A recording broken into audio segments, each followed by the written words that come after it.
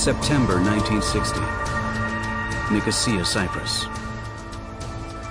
Chapter 1. The Italians called him the Greek.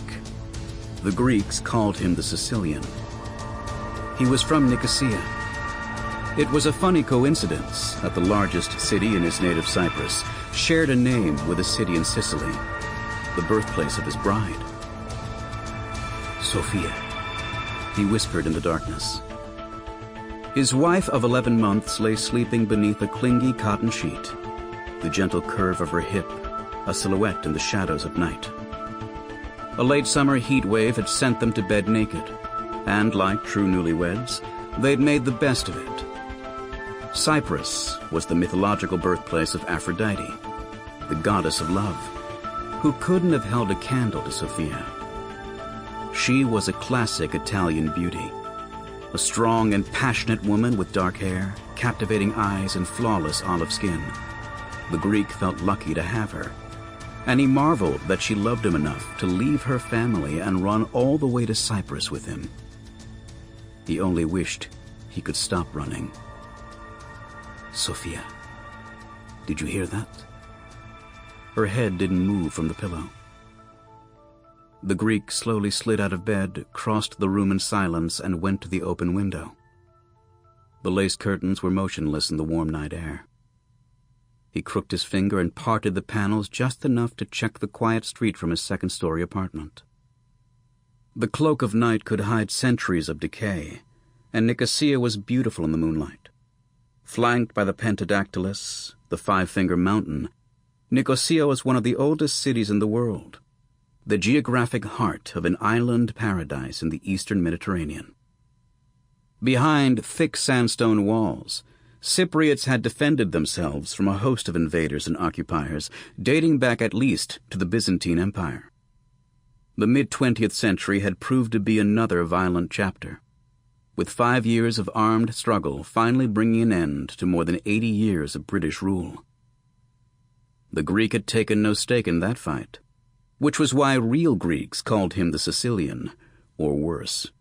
But he'd grown accustomed to noisy nights, even gunshots.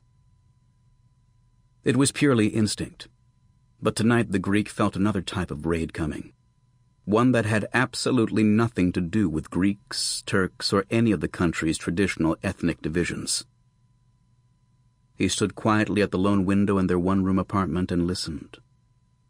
He was certain that he'd heard something, and it took more than a cat on the roof to wake him from sleep after sex.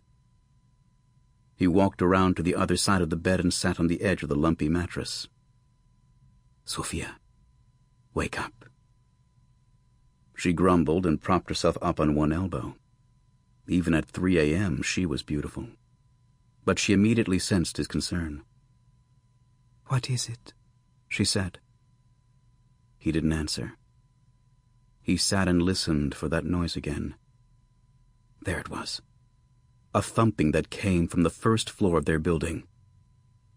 They're coming, he said in an urgent whisper. He sprang from the bed and quickly pulled on his underwear. Who's coming? Said Sophia. He pulled on his pants. The thumping noise was louder, like a herd of stallions charging up the stairs.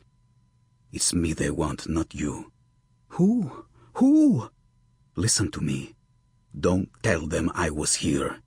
Just say, tell them I left you. He kissed her before she could protest. The loud bang on the door was definitely not a knock. Someone had put a shoulder into it. They were busting their way in. The Greek couldn't find his shoes or his shirt, and there was no time to grab anything except his gun in the top dresser drawer. He dived through the open window and out into the balcony as the chain lock ripped from the frame and the apartment door crashed open. He heard his wife scream.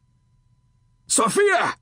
he shouted, which accomplished nothing, except to give himself away. "Out the window!" a man yelled from inside the apartment. The Greek could only run for it.